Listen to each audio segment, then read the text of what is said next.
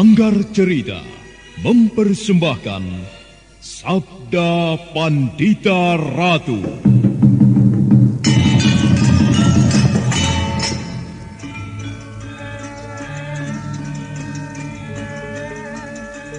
Apa yang kau lakukan di Kediri? Kau berkeliaran di jalan-jalan dengan berpakaian compang-camping seperti pengemis. Sebuah cara yang sangat sempurna untuk menyembunyikan jati dirimu yang sebenarnya. Kalau kau melihatku dalam keadaan seperti ini, karena memang seperti inilah aku akan mengamuk. Aku akan mencari kematian. Bumi ini sudah terlalu lama ketempatan tubuhnya yang penuh kotoran. Sekaranglah saatnya aku menemukan jalan kematian yang paling sesuai. Aku Kumbakarna. Akulah Kumbakarna.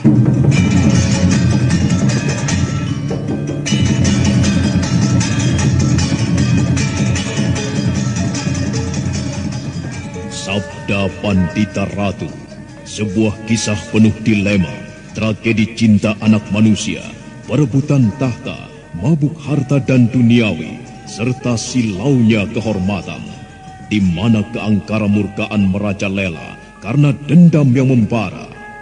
Kisah ini berlatar belakang berdirinya Singasari. Ken Arok, dialah pemuda yang merekuk pahit getirnya kehidupan. Namun sebenarnya, dialah yang harus melaksanakan sabda-sabdanya. Perjalanan sengsaranya adalah awal untuk meraih keberhasilan, untuk menuju kejayaannya di saat Singasari berdiri. Apakah cita-citamu itu, Kenomang? Aku ingin mengubah nasibku. Aku bosan dengan kehidupanku selama ini yang terlunta-lunta, akrab dalam pelukan kemelaratan. Kadangkala aku berangan-angan, aku adalah seorang istri dari Patih. Bahkan lebih gila lagi, aku berangan-angan, andai kata aku adalah seorang permaisuri, maka akan terhapus semua masa silamku, terhapus lenyap, tidak bersisa semua kenangan buruk yang kumiliki. Itulah cita-citaku, Kakang Ken Arok. Bagaimana dengan kau, Kakang? Aku ingin menjadi seorang raja.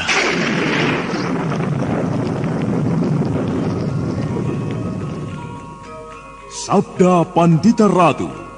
Naskah ditulis oleh Pondra Swasti Langit, diolah oleh Agung Bahrodi, didukung oleh artis-artis terkemuka Ferry Fadli, Eli Ermawati, M. Abud, Ivone Rose, dan lain-lain.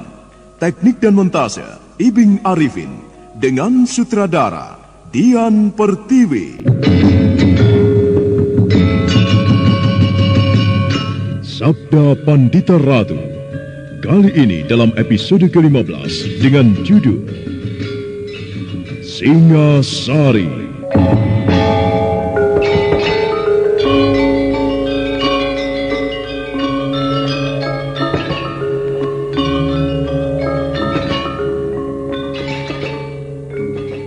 Dalam seri ke-435 ini, dengan para pemain M. Abud sebagai Ken Arok, Heri Stiono sebagai Kertajaya, Lili Nur Indasari sebagai Ken Umang, A.P. Burhan sebagai Rangga Lampitan, dibantu oleh Suryadin dan Endang, dan Asdi Suhastra, pengantar cerita.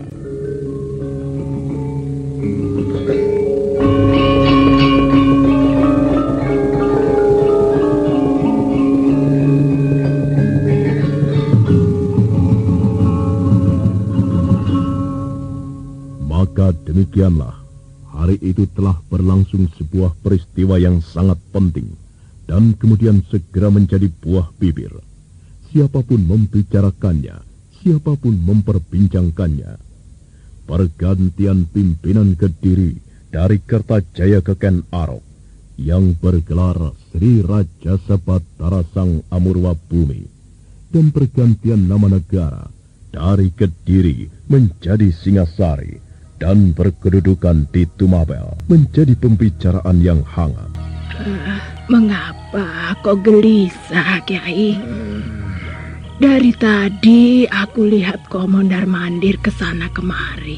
Apa yang membuatmu gelisah seperti itu? Pikiranku benar-benar tersita oleh peristiwa yang tengah terjadi, Nyai. Aku merasa kasihan kepada Baginda. Bagaimana tidak? Sore tadi aku melihat rombongan Baginda bersama segenap keluarganya pergi meninggalkan Kediri, Masangrah di Kemandungan. Kasihan sekali, tidak tega rasanya. Ya, kalau tidak tega, lalu apa yang bisa kau lakukan? Apa yang bisa kau perbuat untuk menolong Baginda? Bisamu itu hanya sampai pada kasihan saja, Kiai. Tidak lebih dari itu, hanya kasihan. Iya, aku tahu itu, Nyai. Bisaku memang hanya merasa kasihan, tetapi apa kasihan itu dilarang? Sekarang bayangkan toh, Nyai. Baginda itu semula adalah seorang raja. Tiba-tiba sekarang melorot jabatannya, kehilangan kekuasaannya, dan hanya menjadi orang biasa. Kasihan sekali, sungguh sangat kasihan, Nyai. Apa benar kau melihat sendiri Baginda dan keluarganya jengkar dari istana? Mbok piceyen ora sungguh. Aku benar-benar melihat Gusti Prabu Baginda Kertajaya jengkar meninggalkan istana dengan mata dan kepalaku sendiri, Nyai. Bahkan tadi aku melihat banyak kawula yang menangis melihat rajanya pergi. Dan kau juga ikut menangis? Sebenarnya aku tidak ingin menangis. Akan tetapi aku benar-benar merasa sangat terharu dan kasihan. Wajah Baginda sangat kuyu dan pucat. Apalagi wajah Permaisuri dan Sekar Kedaton mesake. Itulah moba mosik ing jagat, Kiai. Ada saatnya orang berada di atas. Ada saatnya di saat lain berada di bawah. Ya, apa yang terjadi ini semoga saja menjadi pelajaran bagi siapapun. Semoga raja yang baru ini benar-benar raja yang adil, raja yang mendahulukan kepentingan rakyatnya, bukan raja yang memanjakan dirinya sendiri. Siapa nama raja yang baru itu, Kiai? Nama yang sebenarnya adalah Ken Arok. Akan tetapi, ia menggunakan sebuah gelar, Sri Rajasa Batara Sang Amurwa Bumi.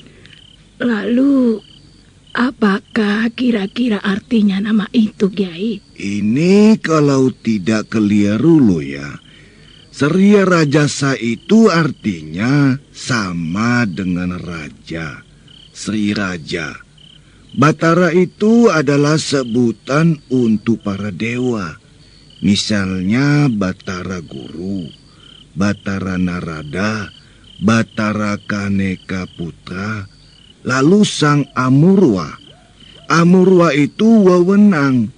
Amurwa Bumi berarti wewenang mengatur bumi. Nah, kira-kira saja seperti itu, Nyai. Wah, mengerikan sekali ya, Kiai. Apanya yang mengerikan?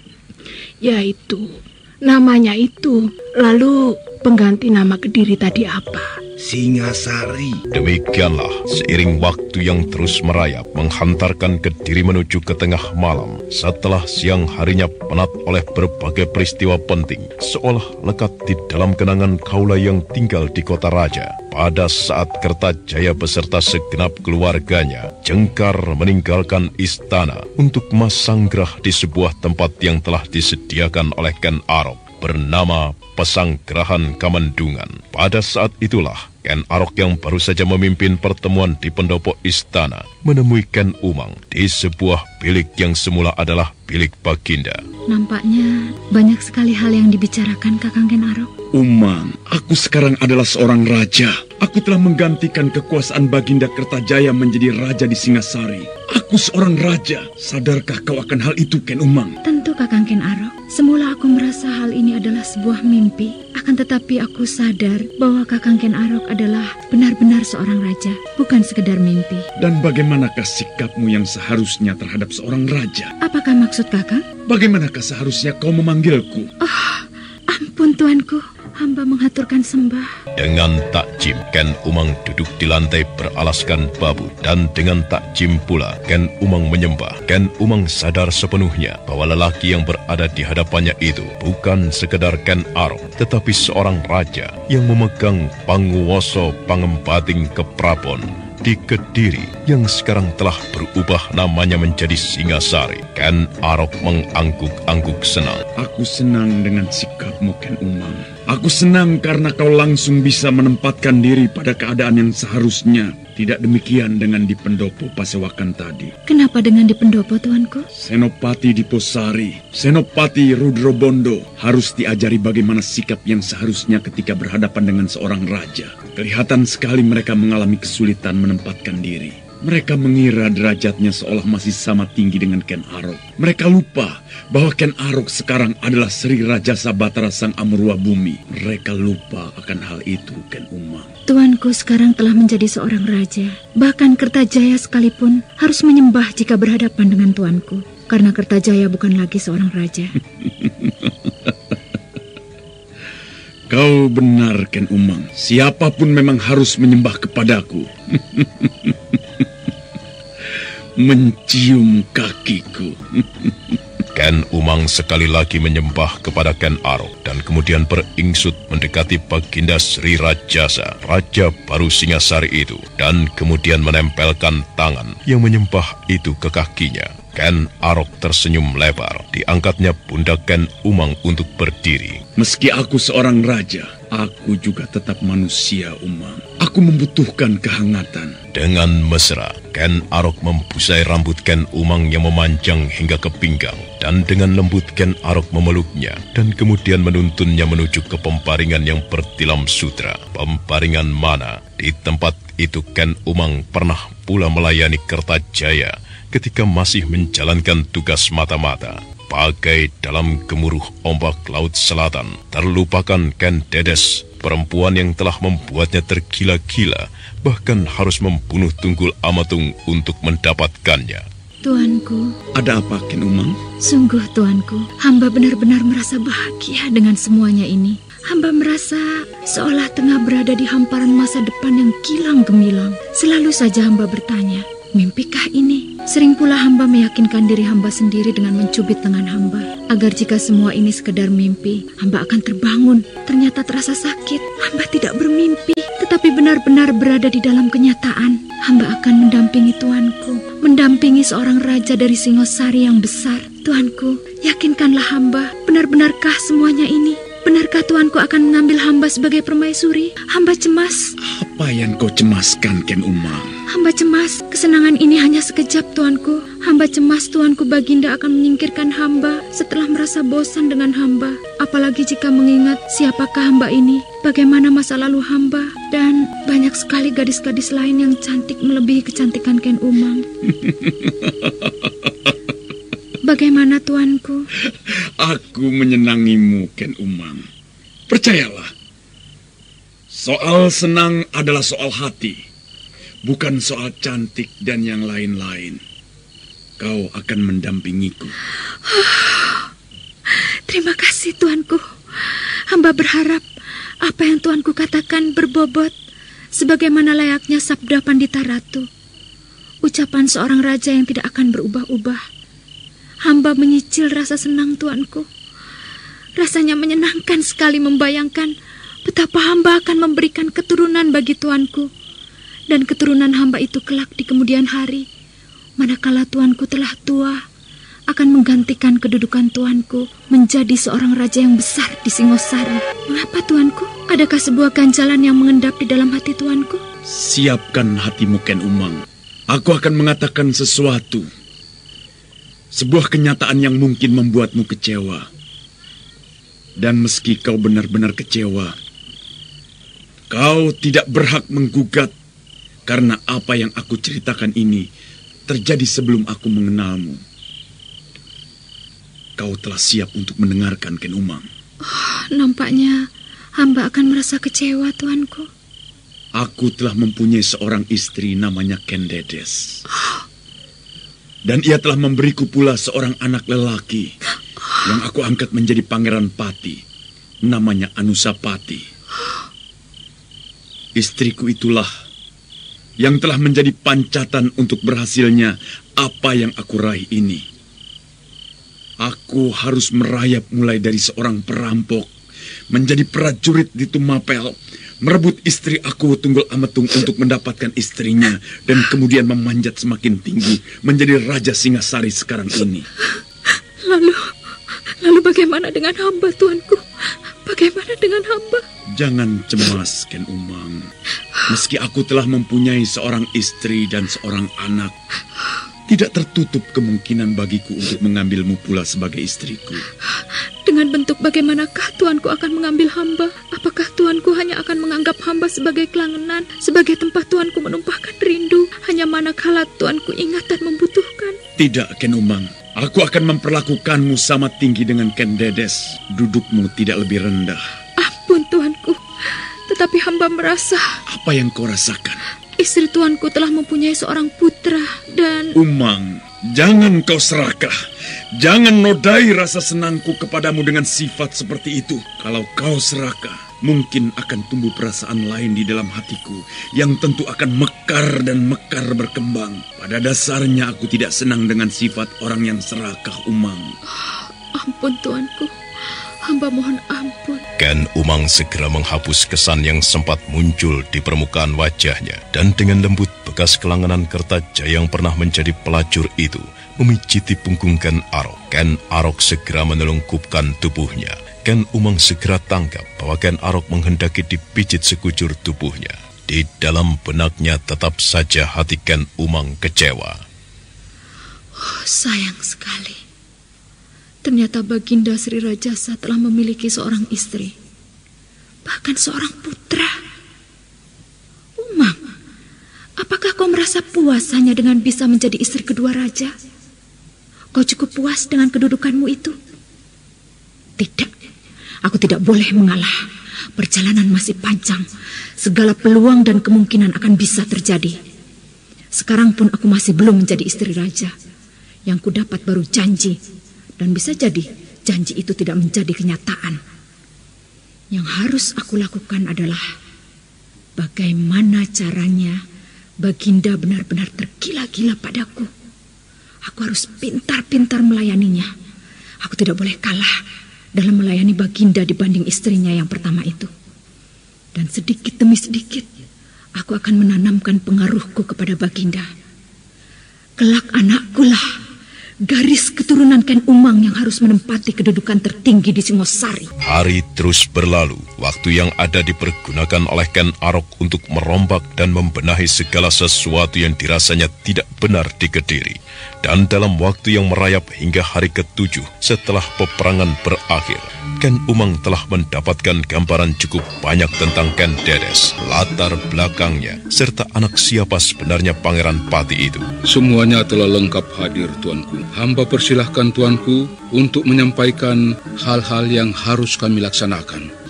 Besok pagi-pagi sekali, aku akan kembali ke ibu kota Singasari di Tumapel. Akan tetapi sebenarnya aku masih merasa berat meninggalkan Kediri karena masih banyak hal-hal yang belum teratasi. Aku yakin ketenangan yang berada di permukaan ini belum tentu merupakan keadaan yang sebenarnya. Tentu masih banyak orang-orang yang belum bisa menerima kenyataan atas perubahan yang terjadi di Kediri. Pembicaraan yang terjadi di pendopo pasewakan Istana Kediri itu berlangsung hingga larut malam dan dipimpin langsung oleh Ken Arok.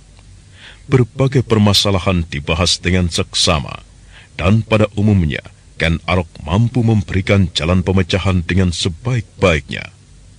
Diam-diam semua yang hadir di pertemuan itu mengakui Ken Arok memang memiliki wawasan yang luas dan kecerdasan yang maha tinggi. Dan manakala malam telah melewati pusatnya, Pertemuan itu segera berakhir. Ken Arok segera jengkat, diiringi sembah semua yang hadir. Apa yang sedang kau pikirkan, Diposari? Aku sedang memikirkan Ken Arok. Aku sedang berpikir, dia memang benar-benar orang pemain watak. Atau barangkali akulah yang menyimpan ketidakberesan. Jangan berbelit-belit. Aku tidak tanggap apa yang kau maksud. Pada suatu waktu, aku pernah menjadi orang yang paling dekat dengan Ken Arok. Tapi sekarang, jurang jarak itu menganga sedemikian lebarnya. Rasanya aneh ketika aku harus memanggilnya dengan sebutan Baginda. Apalagi tiba-tiba aku harus memanggilnya tuanku. Ia sekarang telah menjadi seorang raja. Apakah justru kau akan tetap memanggilnya Ken Arok? Kau akan tetap memanggilnya dengan cara jangkar, memanggil Ken Arok apa adanya? Justru itulah tadi aku bertanya. Jangan-jangan ada yang tidak beres dengan diriku. Nampaknya kau menginginkan jabatan itu. Kau ingin dipanggil Baginda. Ken Arok sekarang telah menjadi seorang raja. Jika kita semuanya harus memanggilnya Baginda, adalah hal yang lumrah. Jika kemudian ada jarak, itu juga lumrah. Kaulah yang harus menempatkan dirimu. Iya. Dan pada dasarnya, aku memang mengaguminya. Dia benar-benar manusia yang luar biasa. Memiliki kesaktian yang tinggi tiada tara. Memiliki kecerdasan yang tiada tara pula. Akan tetapi sayang, ia tetap manusia. Apa maksudmu? Persoalan Ken Umang, aku meramalkan kelak akan menjadi sumber suatu masalah. Rudro Bondo tiba-tiba merasakan dadanya berdesir ketika Diposari menyebut nama Ken Umang. Namun karena gelap malam, Diposari tidak melihat perubahan wajah sahabatnya itu. Diposari sendiri memandang ke arah istana yang diterangi oncor yang ditancapkan di sekitarnya, seolah bertanya apakah yang dilakukan Ken Arok dan Ken Umang di sana. Bagaimana sebenarnya masa depan Singasari menurutmu, Kakang? Benarkah Singasari adalah sebuah masa depan yang gilang gemilang, atau bukan sebagai awal dari sebuah kemelut yang baru yang ditanam oleh Ken Arok sendiri? Katakan yang jelas. Kau pernah membaca Kakawin yang ditulis oleh Empu Kanwa tentang Arjuna Wiwaha? Aku belum pernah membacanya. Atau kisah Mahabharata? Aku tidak memiliki minat untuk mengetahui kisah itu. Yang aku ketahui hanya ala kadarnya saja. Bagaimana dengan Ramayana? Bukankah kau menyaksikan kematian Tumenggung Murtiwandawa yang mencoba membayangkan dirinya sebagai Kumbakarna? Sudahlah. Apa sebenarnya yang sedang kau gelisahkan? Kakang Rudobondo, aku sedang membandingkan apa yang terjadi di Singasari ini dengan kisah yang terjadi di dalam cerita Mahabharata. Di dalam cerita itu, berawal dari keserakaan seorang perempuan yang bernama Satyawati yang menjadi istri Santanu di Hastinapura, menginginkan garis keturunannya menjadi raja di Hastina. Inilah yang menyebabkan persoalan perebutan kekuasaan yang berlarut-larut hingga di zaman Pandawa dan Kurawa. Kakang Rudobondo, bagaimana menurutmu? Apakah Baginda Sri Rajasa yang kelihatannya erat hubungannya dengan Ken Umang itu akan mengambil Ken Umang sebagai istrinya? Oh, itukah yang kau gelisahkan dan kau perbandingkan dengan cerita Mahabharata itu? Iya, di Tumapel, Sri Rajasa telah memiliki seorang istri, Ken Dedes. Dan Ken Dedes telah melahirkan anak laki-laki. Ya, meskipun tidak berasal dari benih Ken Arok, akan tetapi berasal dari benih Aku Tunggul Ametung. Dan Sri Rajasa sebelum perang telah mengumumkan mengangkat putra yang baru lahir dan diberi nama Anusapati itu sebagai Pangeran Pati. Pangeran yang kelak akan menggantikan Sri Rajasa untuk menduduki tata Singasari. Dan sekarang kita melihat di sini Ken Arok sedang bersenang-senang dengan Ken Umang. Kita belum mengetahui apakah yang akan dilakukan oleh Ken Arok terhadap Ken Umang. Iya. Dan bagaimana menurutmu? Apakah kira-kira yang akan dilakukan Ken Arok terhadap Ken Umang? Bagaimana seandainya Ken Arok mengambilnya sebagai istrinya? Ken Umang bukan perempuan yang baik-baik. Ia pernah menjadi seorang pelacur, pernah menjadi perempuan kelangenan Kertajaya. Ya, apakah mungkin Ken Arok akan mengambilnya sebagai istrinya? Mengambil sampah? Ya, boleh jadi Ken Arok tidak akan peduli dengan hal itu. Kau lihat, apa yang pernah dilakukan Ken Arok untuk membela Ken Umang. Dulu, seorang senopati sahabatmu, Senopati Kebo Dampit, dibunuhnya karena bermaksud memperkosa Ken Umang dan melukainya. Juga Senopati Macan Kroda, ia bahkan mati dengan cara yang paling mengerikan, dicabik-cabik tubuhnya karena bermaksud memperkosa Ken Umang. Ya, sedemikian jauhnya Ken Arok dalam membela dan melindungi Ken Umang. Rasanya kemungkinan itu besar sekali. Ken Arok akan mengambilnya pula sebagai seorang istri. Ya, aku berharap Ken Arok masih mampu berpikir bening. Seorang raja memiliki kelangenan itu wajar. Seorang raja memiliki gadis-gadis simpanan itu pun lumrah. Semoga saja Ken Arok tidak akan menempatkan Ken Umang sebagai istrinya. Karena derajat perempuan itu yang memang sangat rendah. Derajat pelacur. Iya, Tapi seharusnya ada yang mengingatkan Ken Arok. Bagaimana kalau kau yang mengingatkan Ken Arok? Aku? Beраnikah kau menanggung segala akibatnya? Rasanya, aku berani menjamin, nasibmu akan seperti Macan Kroda atau Senopati Kebu Dampit. Ya, memang mengerikan. Kalau aku boleh berharap, semoga benar seperti yang kau katakan. Ken Arok hanya akan mengangkatnya sebagai kelangenan, atau paling tinggi garwo selir. Tidak lebih dan tidak kurang. Jika Ken Arok mengangkatnya sebagai istri, sejajar dengan Ken Dedes, maka akan ramailah Singasari, dipenuhi oleh bisik-bisik dan penuh dengan guncingan. Kere munggah balik, seorang pelacur menjadi permaisuri. Sebenarnya, siapakah Ken Umang itu, Kakang? Nampaknya kau cukup mengenal masa lalunya. Sebenarnya berbicara soal Ken Umang adalah membicarakan sebuah kisah yang memelas. Dengan Umang sendiri sebagai tokoh utamanya. Aku berharap kau tidak keberatan untuk bercerita kepadaku. Baiklah, aku tidak keberatan untuk menceritakannya. Akan tetapi jangan di sini.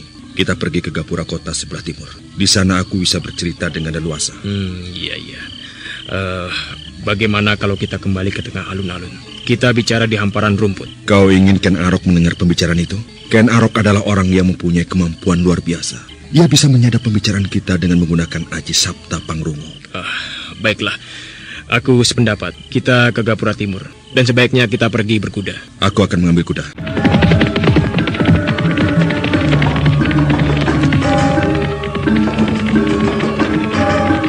Kakang Rudobondo, aku sudah siap mendengarkan ceritamu. Nah, begini. Adalah seorang tumenggung di Kediri. Pangkat sebagai tumenggung itu belum lama didapatkan. Setelah sekian lama menjadi seorang senopati. Kakang, siapakah nama tumenggung itu? Sebaiknya aku tidak menyebutkan namanya. Aku beri nama ya si Tumenggung. Kau memang suka berteka-teki. Lalu sang Tumenggung itu memiliki seorang istri yang cantik. Sebenarnya menurutku sang Tumenggung itu orang yang kemuliaan hidupnya. Jabatannya tinggi, seorang tumenggung, memiliki sebuah rumah yang bagus, memiliki sebuah kereta kuda yang bisa dibawanya pergi kemana-mana. Ia kaya. Dilihat dari timang dan kerisnya yang berperada emas saja, kelihatan ia benar-benar hidup makmur dan tidak kekurangan. Hidupnya lebih lengkap lagi, karena ia memiliki seorang istri yang benar-benar cantik. Dan istrinya itu hamil. Dalam waktu yang tidak seberapa lama lagi, tentu akan memberikan seorang bayi kepada suaminya. Dengan demikian memiliki keturunan. Maka lengkaplah kebanggaan dan kehormatan sang tumenggung itu. Namun itulah sifat manusia. Halaman rumah sendiri sudah sejuk oleh hamparan rumput yang menghijau. Namun halaman rumah orang lain nampak lebih hijau lagi. Kau tahu apa maksudku? Tahu? Apa artinya itu? Kau berpura-pura tidak tahu atau memang bodoh?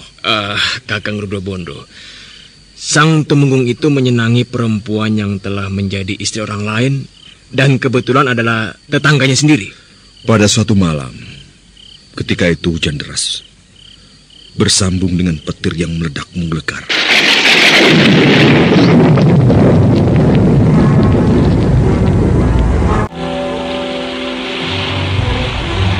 Lepaskan aku!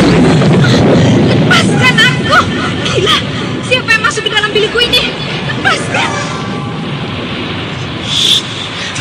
Lepaskan! Lepaskan! Jangan! Jangan! Lepaskan! Lepaskan aku! Jangan menolak. Turuti keinginanku. Percuma saja kau menjerit. Di luar hujan deras, guntur meledak-ledak. Tidak ada siapapun yang mendengar jeritanmu. Semua yang di rumah ini tertidur lelap. Jangan! Jangan! Jangan lakukan hal itu padaku. Jangan! Aku mohon, jangan! Jangan! Diamlah, diam!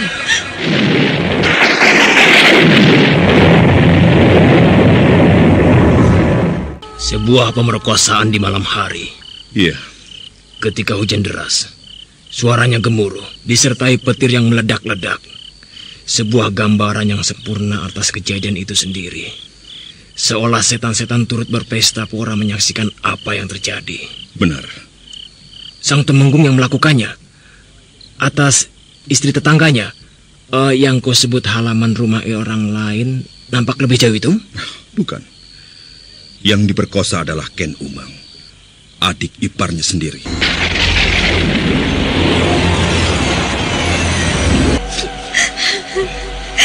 Mengapa kau lakukan ini, Kakang? Mengapa kau lakukan hal ini kepadaku, adik iparmu sendiri? Kejam kau, Kakang. Tega kau melakukannya padaku. Sudah terlanjur. Jangan ditangisi. Aku akan menceritakan kepada Kang Bo dan Narwari. Jangan. Kang Bo sedang hamil tua. Nanti akan terjadi apa-apa. Aku tidak peduli. Aku akan melaporkan perbuatanmu. Gila kau. Sudah. Tenanglah. Jangan menangis. Kakang tega sekali melakukannya padaku. Kakang kejam. Kakang keterlaluan. Sudah terlanjur, Umang. Yang sudah terlanjur tidak mungkin dikembalikan lagi. Aku mengaku bersalah. Maafkan aku, Umang. Aku minta jangan laporkan apa yang aku lakukan kepadamu, kepada Kang Bokmu. Kasihan. Ia sudah hamil tua. Ia bisa sangat kaget dan barangkali akan berakibat buruk kepada bayinya. Aku tidak peduli. Kakang telah berbuat kejam padaku. Kakang telah tega kepadaku. Kakang telah tegal merusak aku, adik iparmu sendiri. Kakang telah mempunyai seorang istri, tetapi mengapa Kakang tega menjamah aku, adik istrimu sendiri? Tidak, Kakang. Aku tidak akan bisa menerima perlakuanmu ini. Kang harus mengetahui bahwa suaminya adalah musang. Lepaskan aku. Umang, jangan. Jangan, Umang, mengapa jangan? Tadi aku sudah menjerit. Jangan. Jangan lakukan perbuatan terkutuk itu kepadaku. Tetapi Kakang diam saja. Kakang tidak peduli. Mengapa sekarang aku harus peduli? Aku tidak bisa menerima perlakuanmu, Kakang. Aku harus menceritakan kepada Kang Bo dan Narwari. Aku tidak peduli apapun yang terjadi. Kang Bomu bisa mati mendengar laporanmu itu, Umang. Mati pun aku tidak peduli. Lepaskan aku.